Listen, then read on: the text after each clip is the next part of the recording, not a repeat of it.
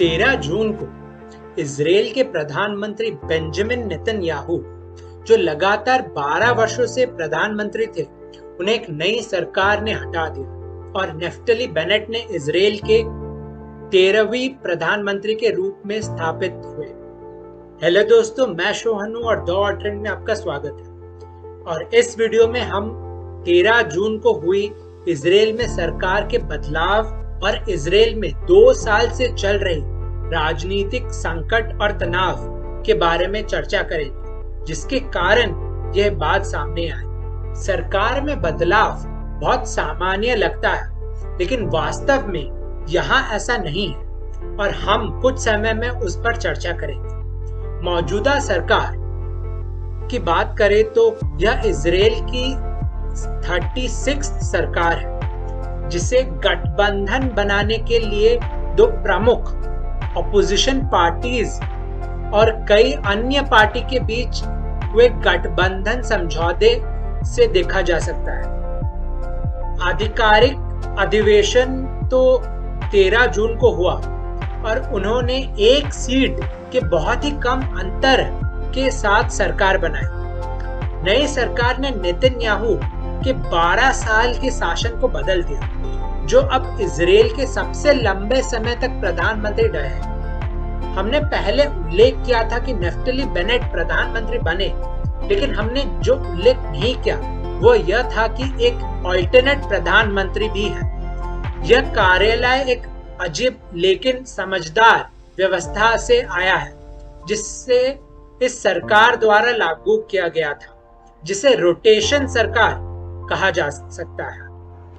एक रोटेशन सरकार को सबसे अच्छे कानूनी समझौते के रूप में देखा जा सकता है, जब 2 प्रमुख पार्टी गठबंधन बना रहे हो और इस पर कोई सहमति ना हो कि प्रधानमंत्री एक्चुअली कौन बने। इस प्रणाली में 2 कार्यालय होते हैं, प्रधानमंत्री और एक अल्टरनेट प्रधानमंत्री। अल्टरनेट प्रधानमंत्री एक निर्धारित समय अवधि के बाद प्रधानमंत्री बनने के लिए मौजूदा प्रधानमंत्री की जगह लेंगे। इस स्थिति में अल्टरनेट प्रधानमंत्री यार लैपिड 27 अगस्त 2023 को प्रधानमंत्री होंगे और फिर बेनेट अल्टरनेट प्रधानमंत्री होंगे। इस व्यवस्था के तहत अन्य प्रबंध भी हैं, जैसे कि अल्टरनेट पीएम को रिपोर्ट करने वाले कैबिनेट के सदस्यों को पीएम द्वारा अल्टरनेट पीएम के सहमति के बिना नहीं हटाया जा सकता।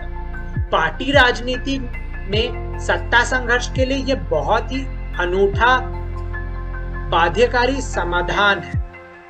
हमने बताया कि कैसे इस सरकार का गठन ना तो आसान था और ना ही सामान्य, और सरकार की रोटेशन व्यवस्था से आप देख ही सकते हैं कि हम क्या कह रहे थे। लेकिन हम इजराइल की राजनीति में बड़े और लंबे संघर्ष को जिक्र कर रहे थे, जो अप्रैल 2019 के चुनाव के बाद शुरू हुआ, जहां कोई भी पार्टी सरकार नहीं बना सकी और इसके कारण सितंबर 2019 में एक और चुनाव हुआ, लेकिन फिर से वही हुआ, कोई पार्टी सरकार नहीं बना सकी और इसीलिए फिर से राष्ट्रपति ने क्नेसेट, जो इजराइल की संसद यानी पार्लियामेंट है, उसको भंग कर दिया। फिर से मार्च 2020 में एक और तीसरा चुनाव हुआ और इस बार भी संघर्ष हुआ।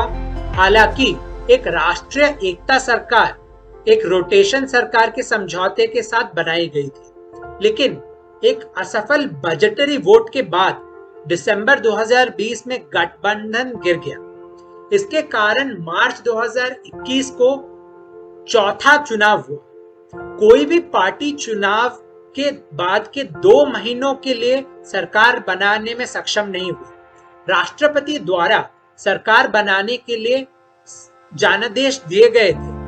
पहले नेतन्याहू को 4 मई तक सरकार बनाने के लिए कहा गया, लेकिन वह असफल रहे। फिर लैपिड को सरकार बनाने के लिए कहा गया और अंत में वे एक गठबंधन के बारे में 12 जून तक सहमति पर पहुंचे और अंत में 13 जून को सरकार बनाई।